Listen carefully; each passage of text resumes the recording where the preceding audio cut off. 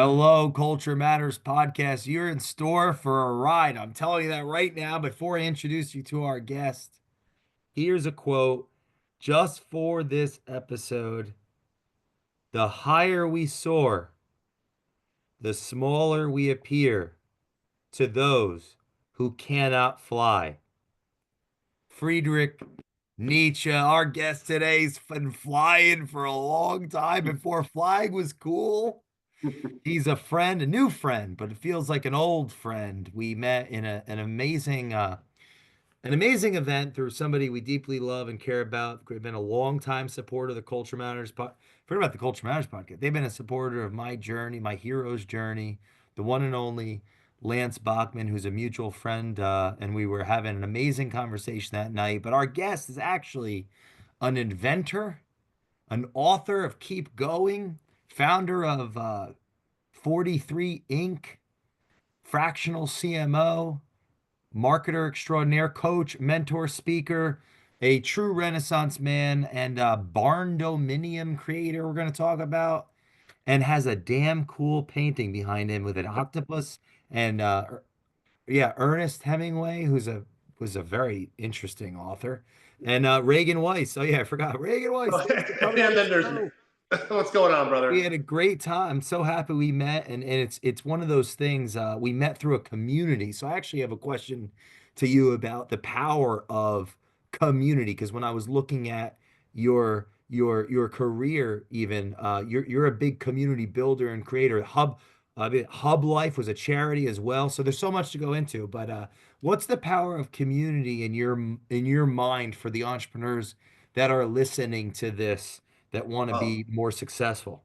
I don't care if you're a small business owner, Fortune 500. If you are not community oriented, I don't want to say failure, but you're missing a huge chunk of opportunity. Me being community oriented has done everything for me.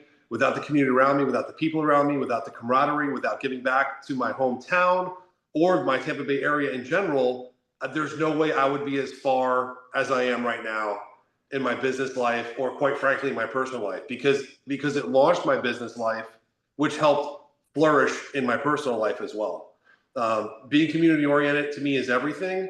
I don't understand why businesses don't understand, if you give to your community, they're going to give back to you, and I'm living proof of that. Living How proof. did you start? Because it seems like that could be very overwhelming for someone that's in. All right, I'm in a community, right? There are houses there. There are houses there. There's a firehouse, I'm sure. There's a, police station. Right. Maybe I want to avoid that.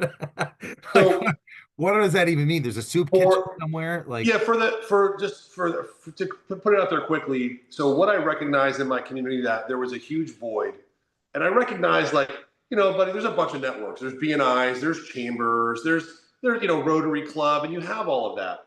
But no one really spoke with transparency. No one really spoke with passion. I feel like when you go to BNI, and not to dog on it, it's almost like a forced recommendation. You have to be within the group to recommend, and if you recommend outside the group, you kind of get looked upon in a poor manner.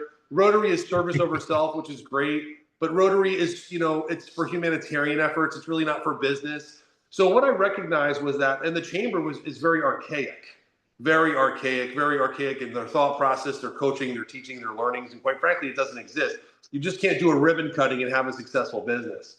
So what I recognized was that there was a lack of groups out there, or networking groups, to just specifically lift the small business owner. So one day I'm driving down the road and I'm like, you know what? Let me put it out there. Let me just do a video just in the small little community groups that are in our area. And I said, let me see what happens if I want to put up a meeting somewhere. So I say, hey guys, I just did a quick little video. This is my thought process. Kind of want to do like a mastermind training, help each other out, camaraderie. 30 people showed up to the first meeting. 30 business owners, which is wow. that's a lot for me, especially at that time. And I said, wow, there's obviously some kind of a void. So people were intrigued too, brother, because mind you, at that time, I owned a different contracting company at that time, and it was a successful one. So people, so they were able to say, okay, well, this guy's doing something right. Let's see what he's all about. So people showed up, and I just spoke about transparency. I said, if you're not, why are you not involved? Why are you not piggybacking off one another? Why are you not sharing your posts? Why are you not sharing each other's posts? Why are you not going into your friend's establishment and doing a video and talking about them and stop talking about yourself? I'm like, and I said something to the effect of, build others and it will build you. So long story short, it went from 30 people to 50 people the next time. And I said, let's have like a bi-weekly meetings. And then all of a sudden I had thousands of people interested in joining. And I said, wow, this is insane. What can I do here? So months went by where I made a very small networking group. I called it Hub Pro. And Hub Pro was literally just a small group of individuals that just wanted to build. But my thought was to go in there and say, these are the things that help grow my business. These are things, the tools that help me grow. Let me share this with you. So I shared this with individuals, no cost, nothing. I was just spitting out things left and right, helping them grow. But because I did that and their business was growing, did you lose me? Oh, I'm here. Yep. Okay, I don't know if you saw me for a second, but because their business was growing, um, they started recommending me. So my business started growing, and it started flourishing even that much more. So it's been that's how it started. And then I said, well, since there's a void and we need to reach other people, let me just start a Facebook group. And I got with a bunch of my friends and business, ambassadors, if you will, and we grew called the Hub. So I built like a core of individuals, and the Hub stands for Helping Unify Business. That's what it stands for, Helping Unify Business. And I just started putting out videos left and right. Brother, we went from like 1,000 the first day, then 2,000, then 3,000, then, and mind you, this is a private group, and then 4,000, 5,000. Once we hit around 5,000, the news got a hold of it, and like, what's going on here? Like, what are you guys doing? So we started paying attention to the small business owner that can't afford marketing. So I created a co-op, if you will. So we started purchasing advertisements on the local transit buses. Now, mind you, a lot of these small business owners, brother, they couldn't afford to be on a bus before. But I said, I have an idea. Why don't we just wrap the bus in Hub? And let's say you're a Hub business, and then each window can be an advertisement that you're within the Hub. So we were able to, so all of a sudden we have 3 transit buses. We got billboards, buses, bus benches. Like, it just grew exponentially. And now, 4 years later, almost 5, in July it will be 5, we have 55,000 members in that group. Tens of millions of dollars has been filtered through that group. We created a 501c3 charity out of it. Hundreds of thousands of dollars has been given away, all because one day I said, we need to collaborate. And it's crazy how it grew. Crazy. Did you ever want to quit? No, no, I've been harassed. I've had death threats. Because the people aren't in the group, and we don't allow everyone in the group. It's, dude, listen, Wow. you either mesh or you don't mesh. When I first met you, first of all, real talk, you're one of the most intoxicating individuals I've ever met in my life. Like, just the way your disposition and the way you are, your passion when you were Thanks. speaking, and then your one-liners that you were throwing at dinner, which was fantastic, which is the best one-liners. And it took me like a second. I'm still learning you. I'm still learning you. But your one-liners, I was like, okay, this guy's a jester. I love it. He's comical. Your moments of levity are Thank you. fantastic. But anyway, like, no, I never wanted to quit. I knew that I had a mission, and I was given this Wow. mission, and I'm not going to stop until I feel that it's fulfilled. Someone asked me, when are you going to be fulfilled with the group? I said, when I hit 50,000 people, because that's a plethora. And now it's at 55, and I have other goals. So I'm not going to. No, I don't want to quit. Why quit? Now, what advice do you have based on observing the most capable entrepreneurs as far as building relationships, real relationships within a group? Like, what advice for our listeners that might have social anxieties or unsure of how to show up in a group of people, and they'd be apprehensive to even put themselves out there and go to one of these. Yeah, I have that often. A lot of people have stage fright, or they're just uncomfortable in a group. And I say it all the time: everyone's welcome. At first, if you look at the outside persona of me, brother, that everyone sees, 6'2", 250-pound guy. I'm a teddy bear. Like, come, bring me your people, bring me your tired, bring me your weak, and I want to help lift you. My goal, and I'll get to your question, but my goal and my I think my gift is seeing the talent in people that they don't see in themselves. And my goal is to bring that out of them. So that's what I tell them. I go, listen, there's something in you that someone else doesn't have. It's everyone's DNA is different. I'm telling you, you're gifted. You just don't see your gift. So I'm like, come in here, let me hear you speak, let me hear you talk, let me see how you act in front of others, and then we build their confidence. Because this is what I say, dude. It doesn't matter what you look like on the outside. People don't care what you look like. They care what you can do for them. And once you put that mindset, and everyone else is, they stop caring about their big ears and their nose, or their pimple on their nose, or their discolored tooth, or the wrinkles that they're getting. Like, I'm aware of my shortcomings, and I'm aware that I'm getting older. So either I'm going to be, my ego's not going to take me through life. My vanity is not going to take me through life. Me servicing others is going to take me through life. So once people recognize that, it kind of, their stage fright kind of goes away. Them putting on a video kind of goes away, because they recognize they're there to serve people. And once you have a service heart and a service mindset, all of that shit goes away, in my opinion. What's your thought on Mm, that? wow. Well, in the sense of people recognizing that they have something to offer, Yeah, like whereas it's they didn't.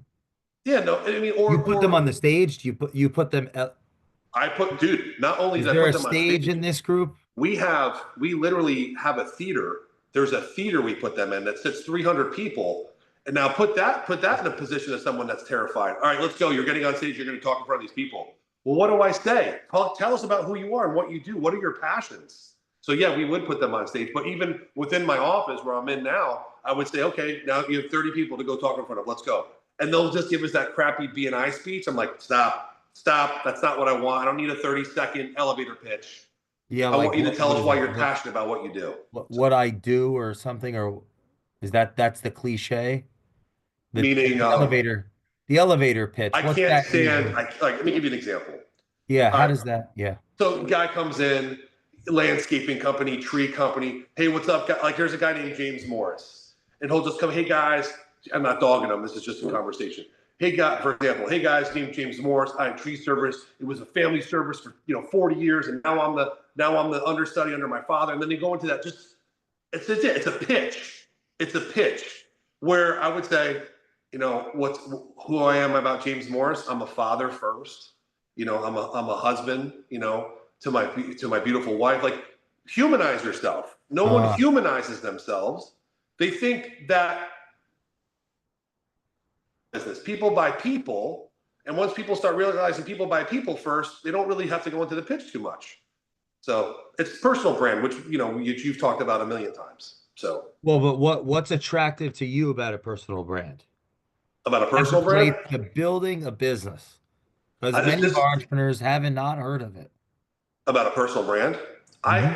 I, first of all, I know this sounds crazy, but we are in a very judgmental. It's not, what doesn't sound crazy. Let's not try to sugarcoat this. We're in a very judgmental world, and how you present yourself is everything, and that's just the truth.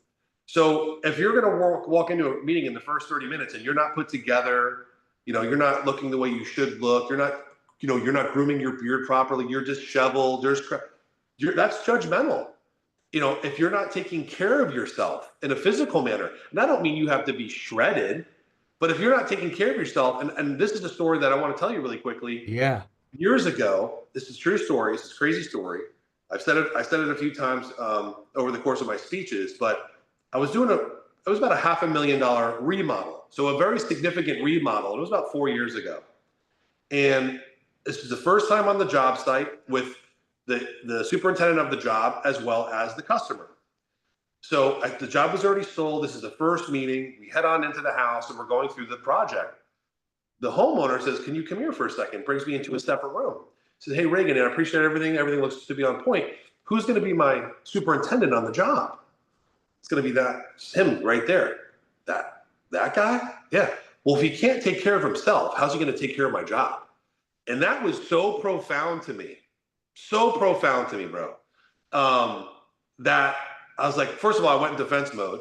I said, I can assure you he can do the job. and of course you protect your workers, your business partner, whomever it is. Sure. But then afterwards, it really got me thinking about that's reality of life. So I always tell people, I'm not saying you need to be like that's your number one priority, but how you upkeep yourself and how you present yourself is really, really important of brand. What content are you putting out there? What are you talking about? Are you specifically just talking about your business all day, like I said before when I first started this conversation with you? Or are you talking about others in the community? Are you lifting your local coffee shop? Are you lifting your local downtown ice cream shop? Are you lifting your local pizza spots? Like, I want to see personal brand is what are you doing for others, not just so much yourself. And I can't stand, like, I understand people have to flex once in a while because it's maybe they had, I don't know, maybe no one told them they were awesome when they were younger, or maybe they weren't in the cool club or whatever it is, and they want to flex and show their toys and all that.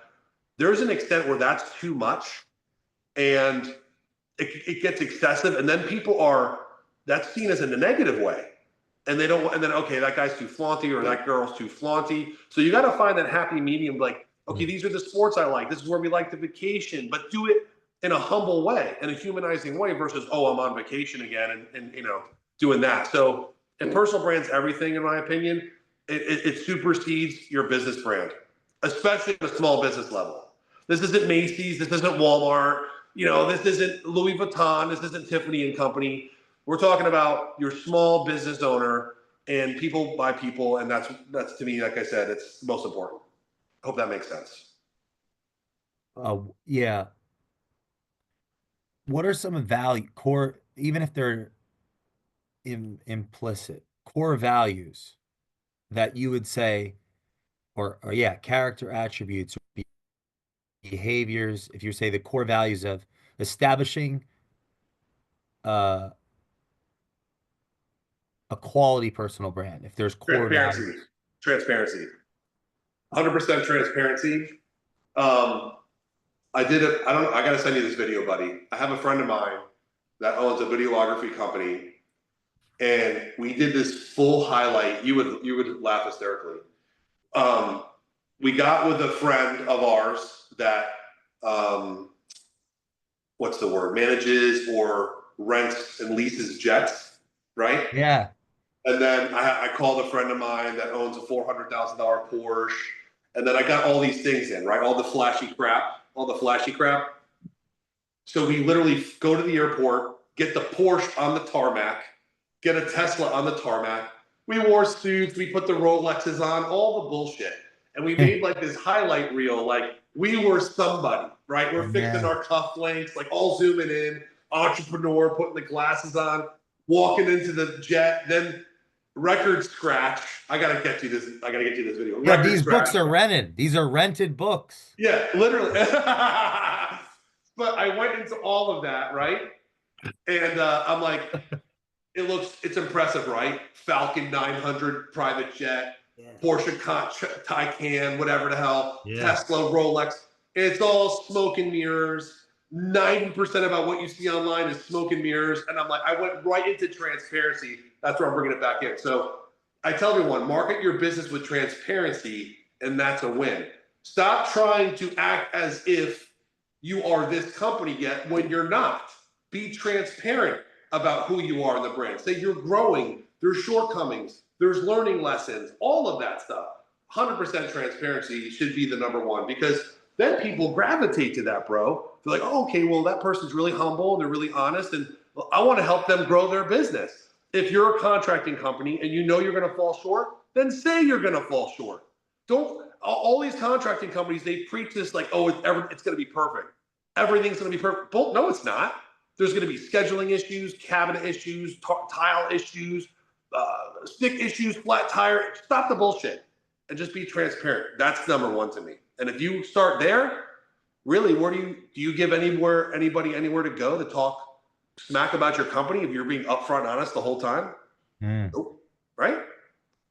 Well, So how did you meet Lance? cool story. Tommy Mello. So Oh, I've been blessed to speak on stage with Tommy Mello and Sean Crane. Okay, so I recognize and oh. both spoke at the event, and And that's Sean's been how on I. the show. What's Anyone that, listening buddy? to this? Sean's been on the Culture Matters podcast. Awesome. Anybody So listening to this, go check out Sean Michael Crane on the Culture Matters podcast. Unstoppable 360, baby. He's changing lives. He's So changing Tommy business Mello lives. and Yeah, he's Sean. awesome. So to be very transparent, I love this dude. I love talking business. I love talking marketing. I love changing. I love it. I love it. It's probably a fixation or not. I don't maybe too much. If I see an opportunity to help somebody, I want to do it. Right. Where I failed in life, I want to be able to show them like, hey, this is where you don't fail because I did it. So anyway, I saw that Sean was talking, Lance was talking, and Tommy was talking, and oh God, you were there, Vanderchuck's there, Brad Lee is there. I'm like, this is awesome. I would really love to speak at this event. So I call up Sean. I'm like, dude, if there's a gap or a cancellation or a breakout session, like I'm your man. And then Sean's like, all right, let me hit up Lance. He hit us up Lance. So finally, I hit up Lance. He's like, yeah. He's like, Sean told me you guys were cool. He's like, listen, if you're cool with Sean, he's like, you're coming. I was like, really? Wow. He's like, let's go, bro. Come on down. I'd love to meet you. So then me and Lance started talking. And dude, I'm going to visit Lance next week. I'm going to Philly. Wow. Yeah. So that's how I met them, and that's how I met you that night, which is awesome. It, when when you think about that story, that your story, um, just so the listener takes, if I'm understanding correctly, is that not the fruit of your lesson from the beginning of the conversation 100%. about community? 100%. Here 100%. we are on a show together because we Yep. had that was a fun Good time. dinner. Yeah, Good that was time. fun. And And I what was your Uber driver on the way home. yeah, like, and we built relationships. So the power of relationships in business. I have a question about construction. Now, when you were were you an aspiring entrepreneur young, or did you fall into that as just a random consequence? I feel like I started later in life. I feel that I played it safe in my youth. I feel that I thought my position was always going to be a great number two. I would go to people's businesses and I would help build their brand and build them up. And I'm like, what am I doing? And I'm watching them drive the best cars and go on the best vacations. And don't get me wrong, I had a nice 6-figure salary, but I was capped. Like I was like, so long story short, I'm not going to tell you the whole thing. I went on vacation with my wife. And I have 3 daughters, by the way. So we left the kids home. I believe my mom had them. And in 2017, so not too long ago, I was still working for the man, and I went to Havasu Falls out west. Look it up. It's fantastic. You have to get a permit to go hike it because it's with the Havasu tribe. It's stunning, brother. It's stunning. Anyway, it's a 20-mile hike in and out. So 10 miles Wow. in, 10 miles out. Like I was training for this. I have L5S1 tears in my back. I've had reconstructive knee surgery twice. Like I was getting in shape for this hike. So we go, we're out on the trail before the sun comes up. We hike all day. We're diving in waterfalls. We're in this beautiful, pristine water. It's absolutely amazing. We see American Indian tribe. It's just the best, dude. So we see this one pool of water, and I have the GoPro, and I'm like, babe, let's go jump in this. Let's go jump. This is awesome. No, honey, it's too cold. No one's jumping over there. I'm like, babe, let's go. We jump in the pool of water, fell right into a current. We Oh, got sucked over a waterfall. So I did everything in my power. I'm getting the goosebumps talking about it. I did everything in my power to push my wife off to the side. Like, we're going over a waterfall, bro. The last thing I remember is pushing her, and then it sucked me in, and I went chest first over this waterfall. I go over this waterfall. I hit my chest on the rocks below. oh, I get tumbled in. I still have scars all over my fingers from that's it. crazy. I get tumbled in the water, and I'm like, okay, I'm alive. But I remember going over, going, God, make it quick. Like I thought it was over. Yeah, that's crazy. And I remember just going to the top, caught my breath, and as soon as I caught my breath, I looked up and I saw my wife coming over. So she held on for however that long it took me, dude. It really, like, still gets me. I wrote about it. Anyway, she falls off. I'm like, okay. The current pushes me to the right side of the bank. It pushes her to the left side of the bank. She's okay. I get up. I'm just trying to catch my breath. I'm like, babe, are you okay? Like, we're talking across the bank. I have to go down river to get across, whatever, and get her up.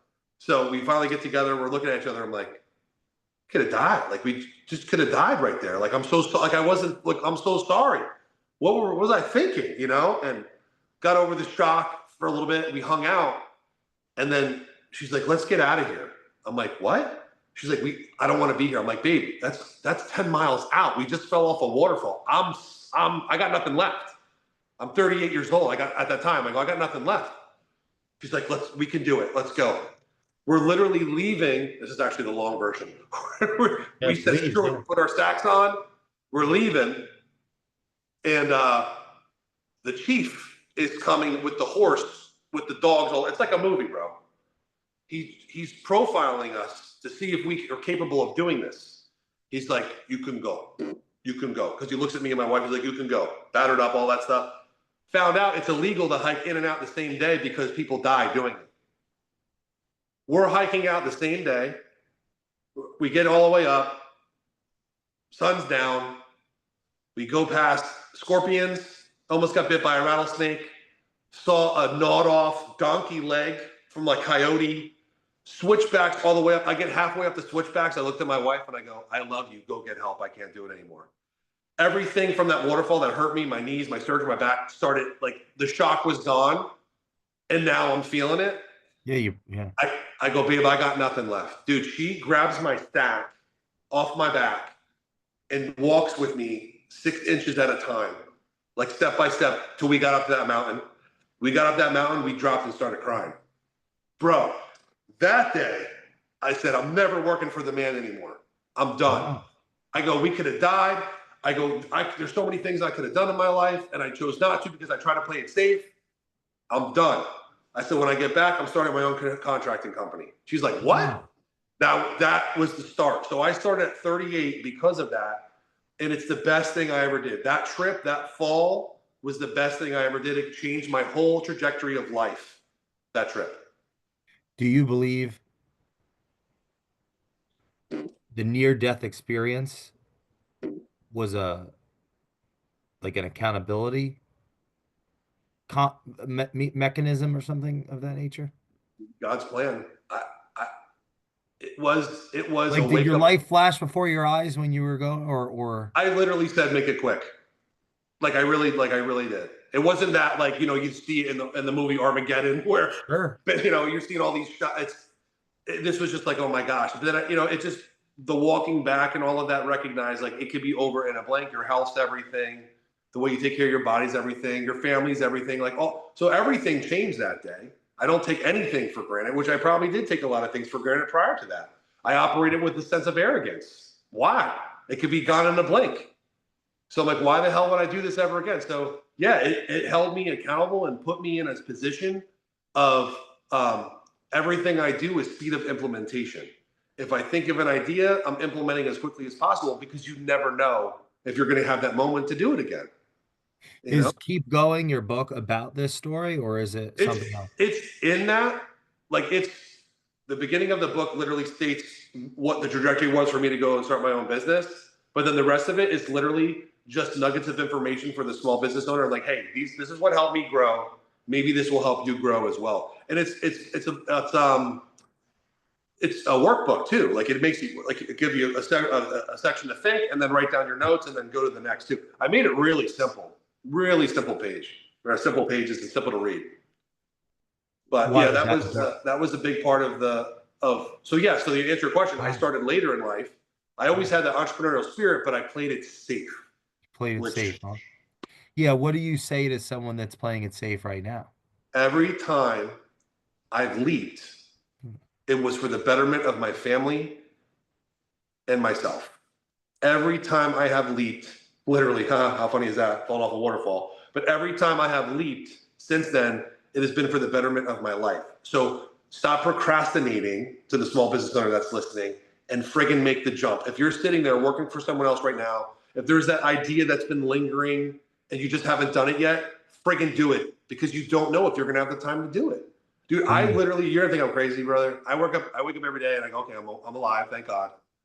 Now what am I gonna do today to make a difference? Like that is my day.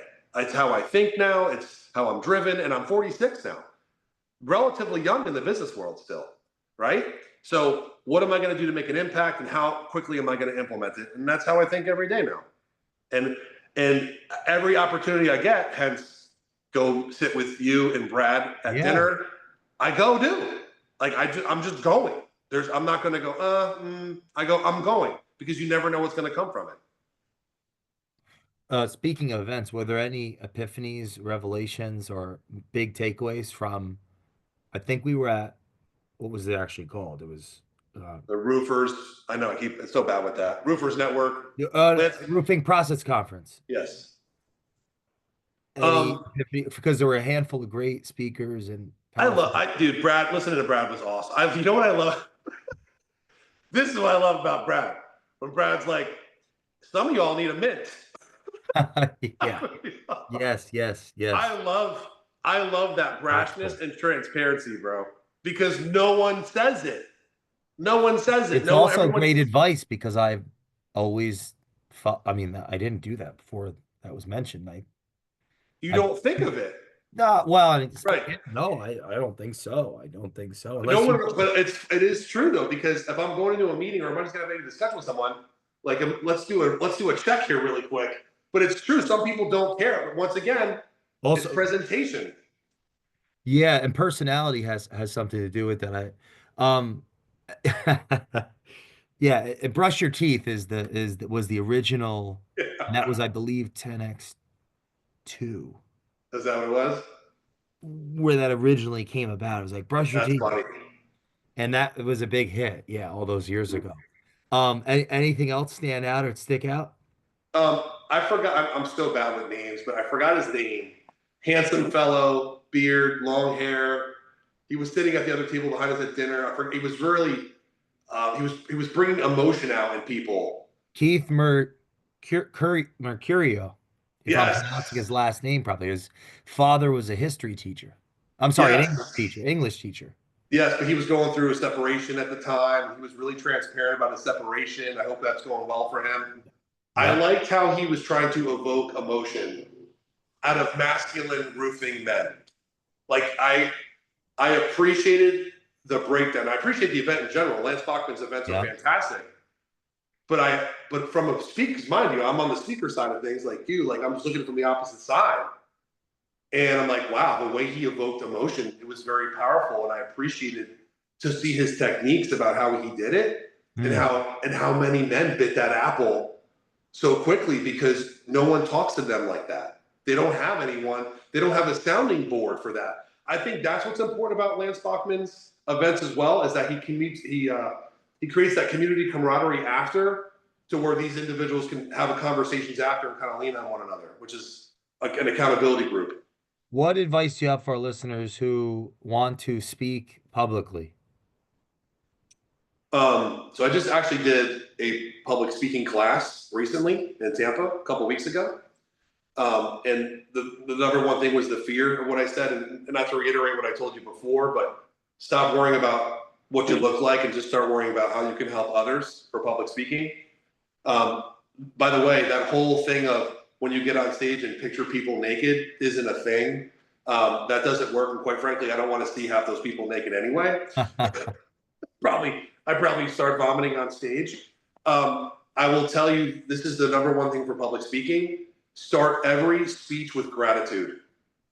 A lot of people go into a speaking engagement, whether it's a BNI, even a small group, or even this, brother, like you allowing me on this podcast. I'm grateful because you didn't have to do this. You're like, hey, bro, let's go on. Let's see what happens. Let's see this energy. You didn't have to do that. I'm grateful because who knows what can come out of Yeah. this, right? Who knows? So I always tell people start with gratitude. So if you're going to be on stage and Lance Bachman invites you, if you're going to be on stage where my friends with the Titan Group allows you to speak or any speaking engagement, thank the people that got you in that room first. And then it showcases immediately in everyone, okay, good guy, well hailed, humbling himself because he knows that he couldn't have been invited to that room, right? And I also always say this, I don't care who you are, have the Superman syndrome. Superman syndrome is everything. We all have an S on our chest. We're all stronger, faster, bigger, right? Smarter, and we all can leap a building in a single bound. Walk in with a Superman syndrome that you're going to deliver the best speech on the planet. You're Superman, and you're here to take care of other people. Mm. Two things right there: gratitude and Superman syndrome. And Mm. own it. Always own the room, man. Always own the room. How? How? I think I said this. I actually said this briefly. You need to learn, especially the men, but there some women as well. They need to learn how to be formidable. They need to walk with a mindset of being formidable. That you are a strong person. You don't have to inflict it all the time. You don't have to showcase it all the time, but you need to strut a little bit. Like you know that you're the only one that's going to be able to help those people in that crowd. You are the one that's going to be able to change their people's lives. And you need to say it in a manner where it's, I say formidable, but where there's confidence involved. And I think those two are somewhat in the same. You can be confident, but you have to be confident in your projection of voice, right? I don't want to say scare people, but for goodness sakes, be formidable, be passionate about speaking. No one, dude. How are people not? I'm gonna get triggered. How are people not passionate about what they do every single day? Like this is what puts money on the table, food on the table, pays your mortgage, pays your car payment, helps you go on vacations with your wife and your children, and all these things. Why aren't you making a video about it every day? Why are you not speaking passionate about it every day? I see people going to make a video. Hey, how you doing? My name's Mike, and I own Joe Blow Landscaping. I'm like, what the hell are you doing? My name's Mike, and I own Joe Blow Landscaping, and this is what I do. This is my passion. And let me tell you about the grades of the grass and what the smell means to me, and what it means to me when I see my kids come to my job site. Like speak in passion, and no one does, dude. I don't get it. Why not? Why don't they? Fear of judgment, fear of judgment, and I will tell you this: everyone's worried about what their mom, their dad, their sister, their brother, their cousin, and their friends from high school think about the video you're making. When guess what, brother? That's not your audience. That, that's not your audience. Oh, what's my mom gonna think of this video? Oh, what's my roommate from college gonna think? Who gives a shit? Are they paying your bills? So they're so worried about judgment from the people that are closest to them when the people that are closest to them don't even support them. Like they won't even share their shit. You'll have strangers share your shit more than your own family members. So I think it's just fear. It's fear of Mm. judgment. And once they get over that, I think they can speak with passion. Once they get over their insecurity, they can speak with passion. And once they are confident in their delivery, they can speak with passion. But I think a big part of it is that. I told you, my nose, my ears, my hair, they're too gray. Oh my gosh, my haircut, my pimple. And they ball up, you know, How much content would you recommend one every day. participating in? One reel every day, stories every day, multiple stories every day. I do not stop. Like right, so I just turned on for the longest time, brother. I refuse. Like I never want. I still don't want to be an influencer. It's not my title.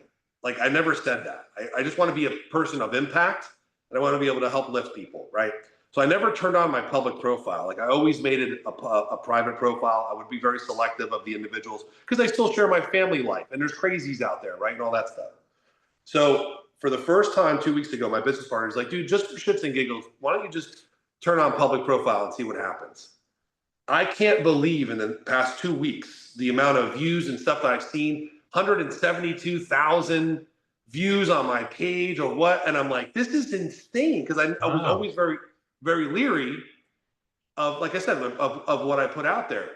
But I also had that fear of like, okay, well, what if rejection? What if I get another? What if I get another? Because I've had stalkers. What if I get hecklers? Who cares? Like, but that's what everyone thinks. So it doesn't matter what you think you look like. It doesn't matter your persona. None of that matters. There's always that devil on your shoulder that's like, don't do that. Don't. It's gonna fail. It's gonna fail. It's gonna fail. So once that, like I said, once that goes away, I think people will do it. But it takes. I think it just takes time, or it takes the right amount of people to help build you and lift you and say you can do it. But that's why it's important to get around the right circle. Do you think Jesus would have used Instagram? Ooh, yeah, I think he would have. I don't know how. I don't know. I'm just. It just I came think to he mind would when you have, were bro. I mean, talking.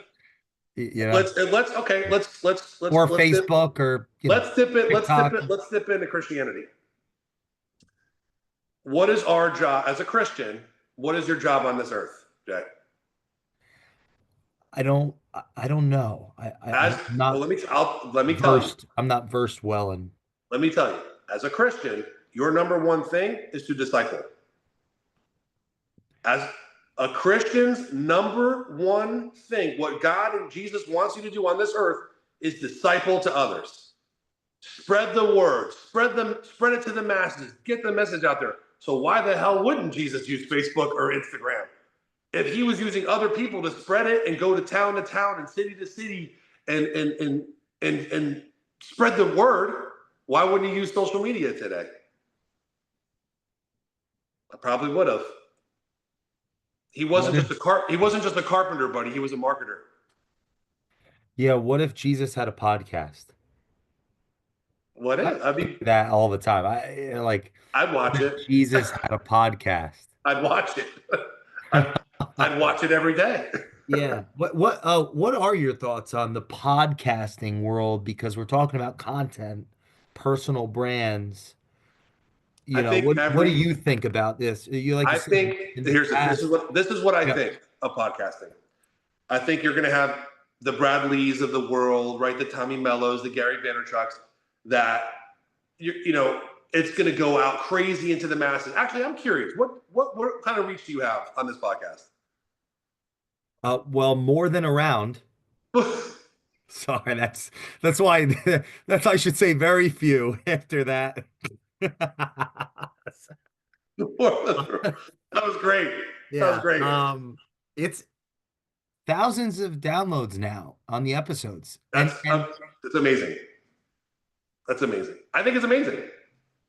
I think it's amazing. But to answer your question, that's great reach. Not everyone is going to reach thousands of downloads. But but if you are in the business, I don't care if you're a locksmith company, landscaping company, real estate company, people by people, and they want to see who you are, how you react in questioning and question type atmosphere. What drives you? What's your passion? I think every business should have one. And what I think on a local level, which I've done here, my brother, is I tell these people to start your podcast and start inviting each business owner every week, and we just start sharing each other's stuff amen. and piggybacking each all the other stuff. And let's do it in an open environment, not just some like yeehaw commercial and everything's perfect. Let's just have an open, transparent, genuine conversation about struggles, life, business, where you've been, how you got to where you've been in business. And I tell every business owner. So a lot of business owners, I've been blessed, have listened to me, and they've done it, and they've piggybacked off each other, and they invite each other to their podcast. It's just fantastic. My friend here, you could look. He's got 10,000 followers, which I think is great. He's a plumbing, air conditioning, and electric company called RJ Kilty, and he brings business owners. He brings 501c3 chairmen and presidents of just to lift their brand. Yes, he's a plumbing company. Yes, he's an AC company. Yes, he's an electric company, but he's a marketer. And the first and foremost, and I think obviously you know this, everyone needs to understand if you're a business owner, you're a marketer first. You're a marketing company first. I'm sure you've heard that before. You're a marketing company first, and then you market what your business is, but you're a marketing company first. And once they learn that, that's when you wake up in the morning. All right, I'm a marketing company. What am I marketing today? Okay, my business. No, not just my business, my community, my surroundings, my people around me, my employees. That's where they start. That should be their first thought in the morning. Who am I marketing today beside myself? Dude, Mm. there was a point in time where I probably never marketed my own company for a year. But every woman's like, what does that guy do? So through, you know, secondary avenues, they started just doing their due diligence and research with me. Like, this guy owns a contracting company. Why the hell is he just talking about the ice cream shop downtown? Because that's what you're supposed to do. So to answer your question about the podcast, I think everyone should have one. And your audience will find you. Right? What's your thoughts on that? For many years, it was just me and the guest. Yeah. Well, I would to give testimony to what you said. That it's why I asked you to come on. Everyone that's been on the show, I know in person, or they've been introduced to me by someone that's been on the show. with the exception of a couple people that after many years these third parties might say, hey, I have a person we think it might fit for you, and as opposed to me just saying absolutely not, because I want to have people I know Right. in my life. I want to be more open and say, yeah, I'll take a look at that person. And it's a very small percentage of and 76 of the guests have been on the show between 2 and 10 times. I like to have people back on the show, and anyone can look through and see if a person, Reagan, if you come on over the next 5 years, this is how I envision it, like a work of art. Right. Our listeners will be able to follow your journey as a human, as a father, as a husband, as a business owner. And so dozens and dozens of my friends and those that we work with at varying capacities, like their life story is Yeah. being matriculated through the show.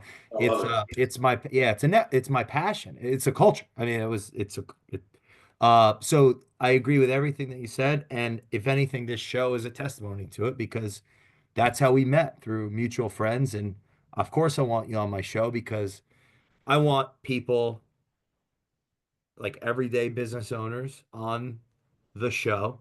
Yeah. Very few people with recognition come on the show, and those that have it, I met and had them on before they had the recognition.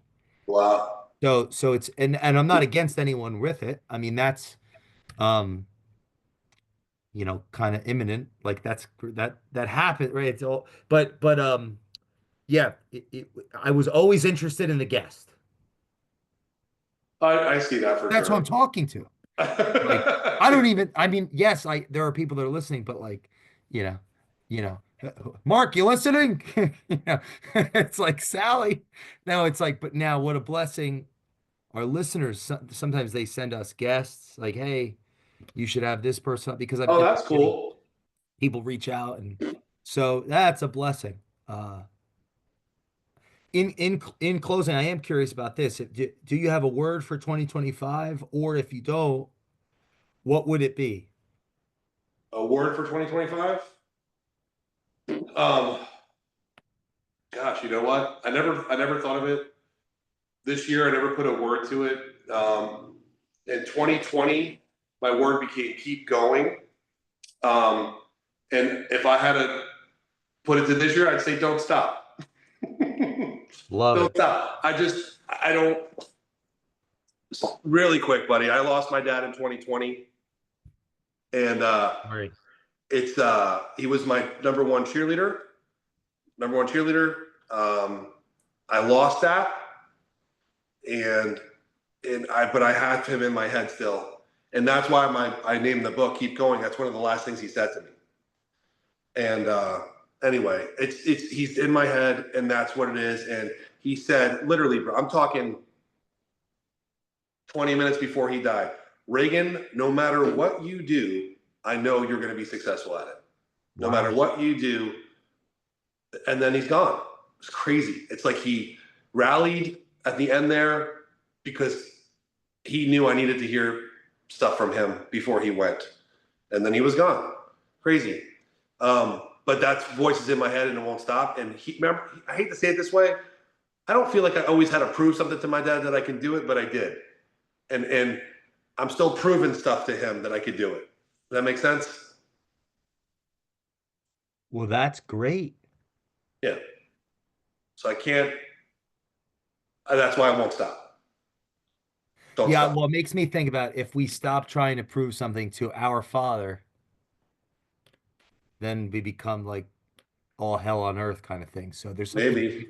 it really deep in that. I think it's very beautiful and transcendent and inspiring. As one who has not yet met his father, I think I'm inspired by that sentiment. And yeah, thanks for sharing, man. Yeah, If brother. You know I what do, though? You've built. I've of course done my due diligence on you ever since I met you, and I'm not blowing smoke up your ass. I've probably told so many people about, like, it was cool sitting with Brad because Brad's got but like it was like, oh, you guys got to meet this guy. your jokes, your jest, your moments of levity, your knowledge of history. Like I was telling my wife at dinner, I'm like, you got to meet this guy. I'm in love with this I guy. can't wait to meet her. Yeah, dude, it was just awesome. So just to see what you're doing and the culture and everything with your podcast and your future, and I just love it, dude. You're a person I want to hang on to. You're that guy, brother. I look forward to building more of a relationship with you and maybe coming down and meeting you and having dinner and hanging out. And you can come up here and all that fun stuff. So for sure. Amen. I likewise, and it's a blessing to be seen, and I appreciate that. I actually in that this might be all for the audience. I mean, I I made a decision that night to be less of like the consigliere and more of just like because me and BL go very far back, let's say, and I think he was also pleasantly surprised that I was. He doesn't always see that side of me either because I can be a little serious working and Yeah, yeah. whatnot. But yeah, I had a blast and it was memorable, and now here we are. And I appreciate that. It means a lot. And one of the goals I have for the Culture Matters podcast is to continue to share more and more of who I am through these interviews. And so thanks for the affirmation. It means a lot. Of And course, brother. don't Absolutely. stop. I love it. And Yeah, don't stop. Don't oh, stop. for our listeners that Yeah. want to connect with you, visit, even maybe they want to visit the Hub Network. Sure, Where is sure. that? How can they connect with you fastest? What's that call to action? Honestly, the quickest way is the number 43, 43inc.net. And there's literally a contact form, 43inc.net. And you can set up appointments to speak with me. And I'm okay with, here's my cell phone. I really don't care. 727 Shoot me a text, shoot me a video, because that's more impactful than anything. Because you know what's going to happen? They're going to send that video. I'm going to see their micro expressions, their mannerisms, and then I'll be able to say, hey, you could just change this a little bit. Like send a video and you could say, hey, what do you think of this? Should I send this out? And I'll just be honest with you. Be like, yeah, it's not good. Change it. I would say this differently. That's how we build people up, man. And we could do it, with the beautiful thing, the magic phone that we all have that can fix problems left and right, believe it or not. So I think that would Regan be the way to do Weiss, it. Yeah, brother. thank you for coming on the Culture Matters podcast. Looking forward to next time already. If you're listening to this episode, get your act together. Don't stop. Keep going. Be weary of waterfalls and get to work. We will see you next time on the Culture Matters podcast. Thank you again, my friend. Love you, brother. Talk to you Love you soon. too.